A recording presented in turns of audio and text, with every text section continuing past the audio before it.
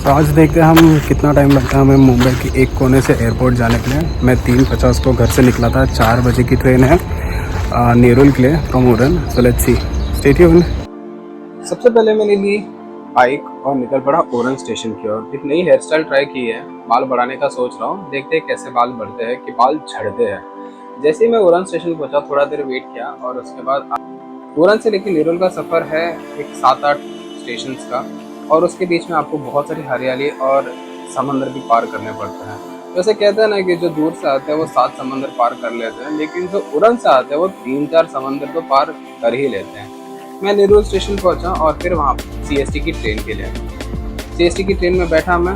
कम भीड़ थी because opposite direction में मैं ट्रैवल कर, और फिर उतर पड़ा कुर्ला स्टेशन पे। अब कुर्ला स्टेशन से मुझे करना था प्लेटफॉर्म चेंज, ताकि मैं हार्बर लाइन से निकल पड़ा वेस्ट सेंट्रल लाइन की ओर, क्योंकि मुझे निकलना था सेंट्रल लाइन पे घाटकोपर स्टेशन पे। थोड़ी देर बाद मैं घाटकोपर स्टेशन पहुंच गया और फिर वहां से मैं निकल पड़ा मुंबई मेट्रो की ओर।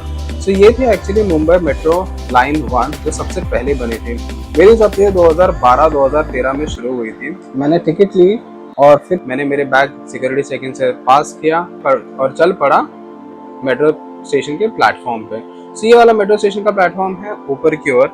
सो बस निकल पड़ा और जैसे ही ऊपर पहुंचा देखा तो मेट्रो ट्रेन लगी हुई थी। जल्दी जल्दी गया ताकि मेरे को सीट मिल जाए, और नसीब से मुझे तो सीट भी मिल गई। कुछ स्टेशन बाद मैं उतर गया क्योंकि मुझे नीचे जाना था एक्वा लाइन की ओर।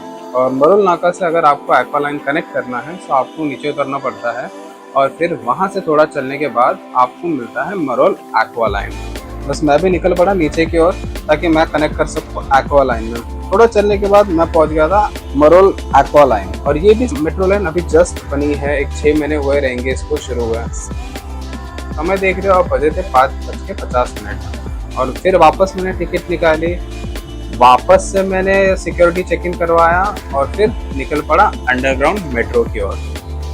तो ये मेट्रो बहुत ही साफ लग रही थी मुझे, और ज़्यादा भीड़ भी नहीं थी इधर पे कंपैरेटिवली जो अपने मुंबई मेट्रो लाइन में होती है, वो एक्वा लाइन में इतनी ज़्यादा भीड़ नहीं थी।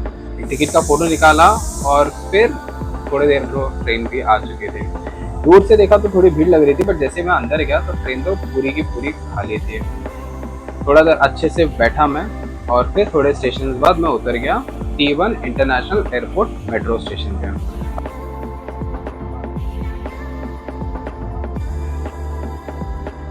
जाए तो T1 तो डोमेस्टिक एयरपोर्ट है, बट यहाँ पे पूरी ब्रांडिंग पे लिखा था T1 इंटरनेशनल एयरपोर्ट। तो जैसे ही मैं मेट्रो स्टेशन से बाहर निकला मुझे मिला ताज होटल, लेकिन हम ताज होटल के लिए नहीं आए थे, हम आए थे एयरपोर्ट अराइवल पे, और मुझे हो गए थे 6:50।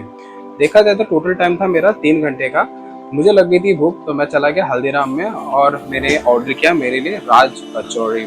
लेकिन क्या मैं राज कचौरी खाने आया था? बिल्कुल नहीं, मैं आया था मेरी बहन को पिकअप करने के लिए, और ये रही मेरी बहना। अगर आपको व्लॉग पसंद आया हो तो लाइक करो, सब्सक्राइब करो, और मिलते हैं अगले व्लॉग में। तब तक के लिए टेक केयर, बाय।